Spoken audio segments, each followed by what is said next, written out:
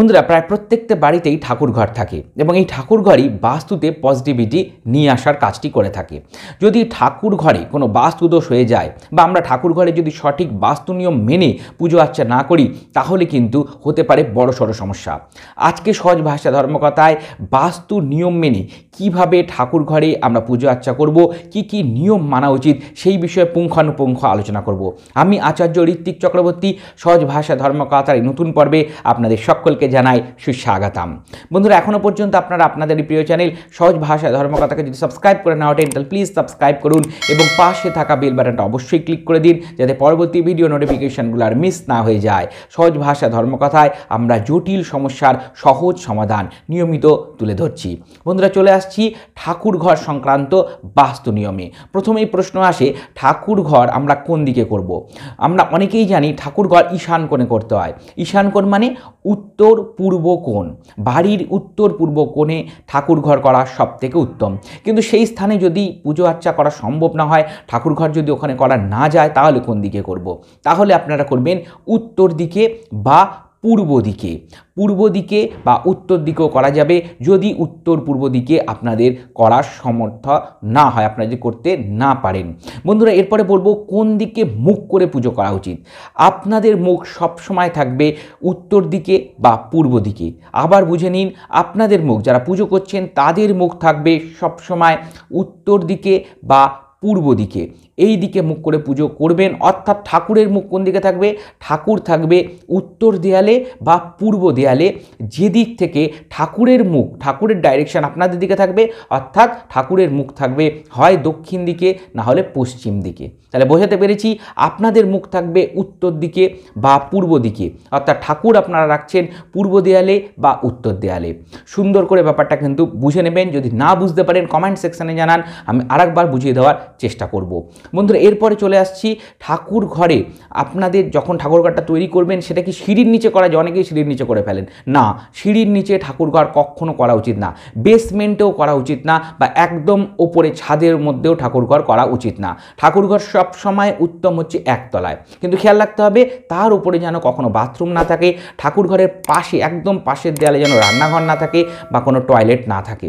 এইগুলো যদি থাকে, তার আলাদা বাস্তু প্রতিকার আছে। সেই বিষয়ে আপনারা যদি কনসাল্ট করতে চান, অবশ্যই নিচের নাম্বারে যোগাযোগ করবেন। আমি বলে দেবো কি উপায় আছে সেই বিষয়গুলোতে। বন্ধুরা, এছাড়া আপনারা ঠাকুরঘর কখনোই বাড়ির থেকে খুব নিচে করবেন না, অর্থাৎ সম্পূর্ণ বাড়ির থেকে ঠাকুরঘর একটু উঁচুতে করা সবসময় উচিত। ঠাকুরঘরে কিন্তু সবসময় চৌকাঠ থাকা উচিত। ঠাকুরঘরের যে দরজাটা হবে, সেটা যেন খুব বড় দরজা না হয়। চেষ্টা করবেন এমন দরজা যাতে মাথা নিচু করে লোককে ঠাকুরঘরে ঢুকতে হচ্ছে, কারণ সবসময় ঠাকুরঘরে মাথা নিচু করেই ঢোকা উচিত। বন্ধুরা, ঠাকুরঘরে যখন অনেকেই দেখি ধাপে ধাপে করে বিভিন্ন রকমের ধাপ, সিঁড়ির মতন ধাপ বানিয়ে দিল, তার মধ্যে ঠাকুর রাখেন, এটা কিন্তু ঠিক না। ঠাকুরঘরে সবসময় উচিত নির্দিষ্ট সিংহাসন রাখা, এবং সেই সিংহাসন যেন কখনোই স্টিলের না হয়। সিংহাসন সবসময় উচিত কাঠের, বা এখন বেরিয়েছে দেখবেন পাথরের সিংহাসন, সেগুলোও করা উচিত। কাঠের বা পাথরের সিংহাসন করতে পারেন, কিন্তু কখনোই স্টিলের সিংহাসন ব্যবহার করবেন না। বন্ধুরা, ঠাকুরঘরের রং কীরকম হওয়া উচিত? ঠাকুরঘরের রং সবসময় হালকা কালার, বিশেষ করে অফ হোয়াইট, সাদা, হালকা হলুদ বা হালকা ব্লুইশ নীল রঙের কালার আপনারা করতে পারেন। যে কোনো কালারই করবেন, খুব হালকা ধরনের রং যেন ব্যবহার করা হয়। খুব চটকদার রং ঠাকুরঘরে ব্যবহার করা উচিত না। একইভাবে ঠাকুরঘরের যে পর্দাগুলো ব্যবহার হয়, সেগুলোও কিন্তু হালকা রঙের পর্দায় ব্যবহার করা উচিত। ঠাকুরঘরে আপনারা যে মূর্তি রাখছেন, সেই মূর্তির স্থান, প্রতিষ্ঠিত মূর্তি, প্রত্যেকদিন নিত্য পুজো করছেন, সেই মূর্তিগুলো বারবার অদল বদল করবেন না। নির্দিষ্ট স্থানে নির্দিষ্ট মূর্তি রেখে বরাবর পুজো করার চেষ্টা করুন। ভাঙা মূর্তি, ফাটা ফটো ফ্রেম বা ফাটা ভাঙা রং চটা এইরকম জাতীয় ফটো বা বিগ্রহ ঠাকুরঘরে রাখা উচিত না। যদি সেগুলো ঠিক করা সম্ভব হয় ঠিক করবেন, না হলে কিন্তু তার বদলে অন্য ঠাকুর আপনাদের নিয়ে আসা উচিত। ভাঙা ফটো ফ্রেম, ভাঙা মূর্তি, এগুলো কিন্তু একদমই রাখা উচিত না। বন্ধুরা, স্টিলের প্রদীপ ঠাকুরঘরে ব্যবহার করেন অনেকে, এটাও কিন্তু ঠিক না। পেতলের প্রদীপ, মাটির প্রদীপ, এই জাতীয় প্রদীপ আপনারা ব্যবহার করুন, কিন্তু কখনো স্টিলের প্রদীপ ব্যবহার করবেন না। স্টিলের প্রদীপ নির্দিষ্ট কাজে ব্যবহৃত হয়, এই সংক্রান্ত একটা আলাদা পর্ব আছে সহজ ভাষা ধর্মকথায়, সেটা আপনারা দেখে নিতে পারেন। বন্ধুরা, ঠাকুর ঘরে যখন আপনারা ঠাকুর পাতেন তখন কোন কাপড় পেতে আপনারা পুজো করবেন? বন্ধুরা, সবসময় উচিত লাল রঙের কাপড় পেতে পুজো করা। কিছু কিছু নির্দিষ্ট ক্ষেত্রে আমরা সবুজ রঙের কাপড় পাততে বলি, বা হলুদ রঙের কাপড় পেতেও ঠাকুর আপনারা রাখতে পারেন। কখনোই ব্ল্যাক কালো রঙের কাপড় পেতে তার উপরে ঠাকুর রাখা একদমই উচিত না। বন্ধুরা, ঠাকুর ঘরে কী কী জিনিস রাখবেন না? আমরা অনেক সময় যে ঝাঁটা দিয়ে ঝাড় দিয়ে ঠাকুর ঘর পরিষ্কার করি, সেই ঝাঁটা বা যে নেতাটা দিয়ে কাপড়টা দিয়ে মুছি ঠাকুর ঘর, সেটা এই রকম জিনিস ঠাকুর ঘরেই রেখে দিই, এটাও কিন্তু একদম রাখা উচিত না। যে ফল আপনারা কাটেন বটি দিয়ে, সেই ফলটা রেখে সেই বটিটা রেখে দেওয়া, ধারালো যেটা বটি বা ছুরি, এই জাতীয় দ্রব্যগুলোও কিন্তু রাখা উচিত না। কাঁচি রাখা উচিত না। ধারালো কোনো বস্তুই ঠাকুর ঘরে রাখবেন না। বন্ধুরা, অপ্রয়োজনীয় কোনো জিনিস ঠাকুর ঘরে রাখবেন না। দলিল, টাকা পয়সা, সোনা দানা, এই রকম সংক্রান্ত জিনিসও কিন্তু ঠাকুর ঘরে রাখা উচিত না। বন্ধুরা, যে সমস্ত জিনিস আপনাদের ঠাকুর ঘরে রাখছেন সেগুলো যেন সবসময় পরিষ্কার পরিচ্ছন্ন থাকে, সেই বিষয়ে অবশ্যই খেয়াল রাখবেন। ঠাকুর ঘরে ঢোকার সময় অবশ্যই পা ধুয়ে, হাত পা ধুয়েই কিন্তু ঠাকুর ঘরে প্রবেশ করা উচিত। ঠাকুর ঘরে যে আসনটা আপনারা ব্যবহার করছেন, প্রত্যেকের নির্দিষ্ট আসন রাখা উচিত। একই আসনে প্রত্যেকে বসে জপ বা পুজো করবেন না। নির্দিষ্ট ব্যক্তির জন্য নির্দিষ্ট আসন রাখা উচিত। যে আসন আপনারা পুজো করছেন সেই আসন কখনোই পা দিয়ে সরাবেন না, হাত দিয়ে পাতবেন, এবং সরানোর হলে হাত দিয়ে সরাবেন। অনেকেই আছে পা দিয়ে আসন সরিয়ে দেয়, ঠাকুর ঘরের আসন যে আসনটা ব্যবহার করছেন সেটা পা দিয়ে ঠিক করার চেষ্টা করেন, এইটা করবেন না। হাত দিয়ে সেই আসন সরাবেন। বন্ধুরা, দশ মহাবিদ্যার বিভিন্ন রকম মা কালিকার বিভিন্ন রকম মূর্তি আমরা রাখি, ফটো রাখি। এই ক্ষেত্রে খেয়াল রাখবেন মা কমলা এবং মা দক্ষিণা কালী শান্ত রূপ রাখার চেষ্টা করবেন। কোনো উগ্র দেবতার ফটো কিন্তু ঠাকুর ঘরে, গৃহস্থ ঠাকুর ঘরে রাখা উচিত না। অনেক সময় বজরংবলীর বুক চিরে সীতা এবং রাম, মা সীতা এবং প্রভু রামকে দেখাচ্ছেন, এই রকম ফটো অনেকে রেখে দেন, এটাও কিন্তু রাখা উচিত না। বজরংবলীর পঞ্চমুখী যে রূপ আছে সেটা রাখতে পারেন, বা শান্ত রূপে বজরংবলী বসে আছেন, এই রকম রূপ আপনারা অবশ্যই রাখতে পারেন। কিন্তু এই রকম ফটো বা মহাভারতের যুদ্ধের ফটো, এই রকম ফটো কিন্তু ঠাকুর ঘরে রাখা উচিত না। বন্ধুরা, ঠাকুর ঘরে দুটো শঙ্খ, অর্থাৎ দুটো বাজাবার শঙ্খ বা দুটো জল শঙ্খ রেখে দেবেন না। একটা বাজাবার শঙ্খ, একটা জল শঙ্খ রাখা যাবে। একই রকম শঙ্খ, অর্থাৎ বাজাবার শঙ্খ দুটো, জল শঙ্খ দুটো, এইরকম কম্বিনেশন কিন্তু ঠাকুর ঘরে রাখা যাবে না। বা ডাস্টবিন, নোংরা ডাস্টবিন, নোংরা ফেলার ডাস্টবিন, সেইটাও কিন্তু ঠাকুর ঘরে রাখবেন না।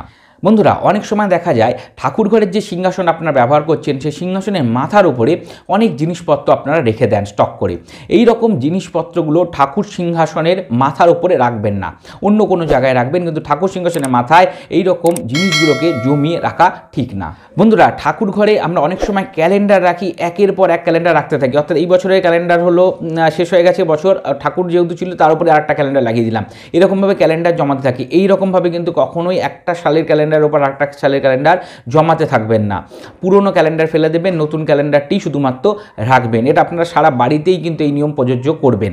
বন্ধুরা, অনেক সময় ঠাকুর ঘরে আমরা একই ঠাকুরের একাধিক রূপ রেখে দিই, এটাও কিন্তু রাখবেন। যেমন দুটো শিব বা দুটো শিবলিঙ্গ রাখা উচিত না, তিনটে গণেশের মূর্তি একসাথে রাখা উচিত না। এই রকমভাবে ঠাকুর ঘরে একই দেবতার একাধিক ফটো বা বিগ্রহ রাখা থেকে বিরত থাকুন।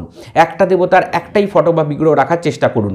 বন্ধুরা, ঠাকুর ঘরের যে ফটো বা বিগ্রহ হলো সেগুলো কিন্তু খুব বেশি বড় মাত্রায় নেবেন না, 2 ইঞ্চি থেকে 15 ইঞ্চির মধ্যে রাখার চেষ্টা করবেন। এই সামান্য কিছু নিয়ম, এই নিয়মগুলো যদি আমরা মানতে পারি তাহলে কিন্তু আমাদের বাড়ির ঠাকুর ঘর আমাদেরকে দিতে পারে পজিটিভিটি, এবং তার ফলে আমরা আমাদের জীবনের অনেকটাই নেগেটিভিটি কাটিয়ে এগিয়ে যেতে পারবো, বাধাবিঘ্ন কাটাতে পারবো। আমাদের বাড়িতে সবসময় একটা সুন্দর পরিবেশ থাকবে, অশান্তি হবে না, বাড়িতে রোগ ব্যাধি কম হবে। বন্ধুরা, এই সামান্য নিয়মগুলো অবশ্যই মানার চেষ্টা করুন। আর এর অন্যথা হলে এই নিয়মগুলো, এই বাস্তু নিয়ম, এই শাস্ত্রীয় নিয়মগুলো যদি আমরা না মেনে পুজো আর্চা করতে থাকি তাহলে কিন্তু আমাদের বাড়িতে নেগেটিভিটি আসতে পারে, এবং তার ফলে কিন্তু বিভিন্ন রকমের খারাপ সম্ভাবনাগুলো তৈরি হতে থাকে। তাই আমার প্রত্যেকটা দর্শক বন্ধুর কাছে অনুরোধ থাকবে, সামান্য বিষয়, ছোটোখাটো বিষয় কিন্তু অবশ্যই মেনে চলার চেষ্টা করুন।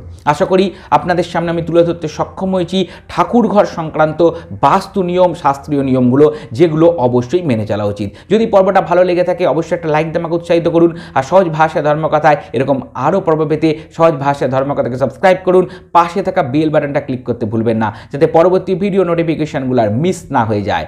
আর বন্ধুরা, আমাদের একটা ফেসবুক পেজ আছে সহজ ভাষা ধর্মকথা, ওখানে একটা লাইক দিয়ে রাখুন। হিন্দু ধর্মশাস্ত্রের বিভিন্ন বিষয়, মন্ত্রতন্ত্র ওখানে নিয়মিত আলোচনা হয়ে থাকে। সকলে ভালো থাকবেন, সুস্থ থাকবেন, দেখা হবে পরবর্তী পর্বে। নমস্কার।